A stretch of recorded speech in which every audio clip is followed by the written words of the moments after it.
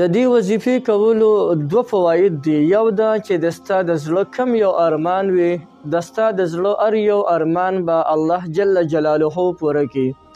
دویمه فایده دا ده چې که چېرته ته یو ځای کې ملازم یې یا په یو ځای کې کار کې ستا تنخوا ډېره کمه ده، په هغې کې اضافه نه کېږي، که ته دا وظیفه پابندۍ سره راونیسې انشاءالله چې د دې په برکت به دې په دغه کې په تنخوا کې هم برکت راشي، د ستا چې کومه تنخوا ده په هغې کې به هم چې کوم دی اضافه راشي، یعنې هغه کس به د باندې الله مهرباني کوي او د ستا تنخوا به هغه زیاته کړي.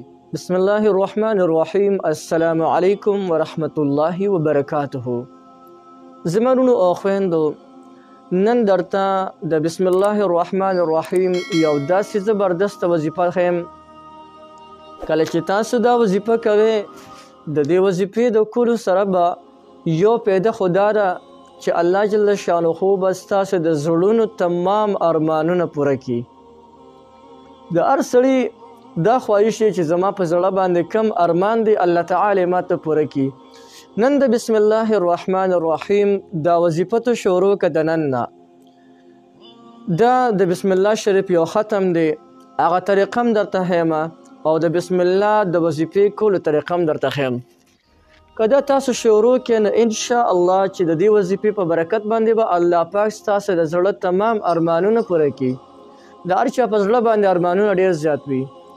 دنیا د دې قابله نه ده چې د انسان د هر یو ارمان پوره شي. انسان په دنیا کې اوسېږي، مختلفو حالتونو سره مخامخ کېږي. کله د انسان په زړه کې یو خواهش راشي یاره ماته نوکري کوم دی میلاو شي، نوکرۍ دپاره دی ډېر زیات چې کوم دی هغه کوششونه وکړي، لیکن دته بیا هم نوکري نه میلاویږي. نن که د بسم الله د وظیفه شروع کړي الله تعالی به د ستا د زړه دغه ارمان هم پوره کړي، نوکري به ته میلاو شي. یا د ستا په زړه باندې یو بل یو ارمان دی، لکه مثلا ما ته په ښکلې او په سم ځای کې رشته میلاو شي، او ما ته داسې رشته میلاو شي چې زما د زړه څنګه ارمان وي هغسې ارمان دې زما پوره شي. هغه دې د بسم الله شریف دا وظیفه شروع کړي، انشاءالله چې د دې وظیفې په برکت باندې به الله د زړه ارمان پوره کړي. یا یو انسان په یو ځای کې کار کوي او تنخوا ډېره کمه ده، آمدني د دې انسان کور ته ډېره زیاته کمه راځي، نو که دوی وایي چې زما په تنخوا کې د اضافه وشي، زما تنخوا دې زیاته شي، د هغه په زړه باندې د رحم اوبه توی هغه دې دا وظیفه شروع کړي انشاءالله چې د ده په دې تنخوا کې به اضافه وشي. یا یو انسان دی هغه وایي زه تنخوا واخلم او تنخوا باندې بلکل اړه پوی نشم چې هغه بلکل ډایرکټ والوځي، که هغه ورونه هم دا وظیفه شروع کړي نو انشاءالله چې دغه تنخوا پیسې به ته نه په زول نه ځي، یعنې په داروګانو او وغیره باندې به نه ځي. الله پاک به دې د مصیبتونو نه محفوظ ساتي، او چې مصیبتونو نه محفوظ شوي پیسې به دې ضایع نه ځي. راځي دا وظیفه درته ښیم، ډېره زیاته اسانه هم ده او زبردسته وظیفه ده. هغه وظیفه ده بسم الله الرحمن الرحیم وظیفه ده.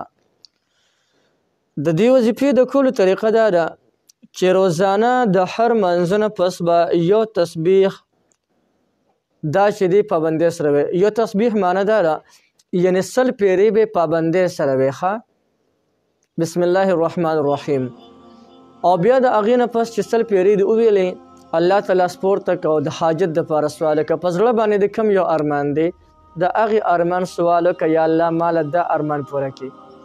انشاءالله چې د دې وظیفې په برکت باندې به الله جل شانه د ستا د زړه چې کوم ارمان دی هغه به دله پوره کړي. نو ډېره مبارکه وظیفه ده، خپله هم کولی شئ، نور ملګرو ته هم ښولی شئ، هر څوک د دې نه پیدا غشتلی شي.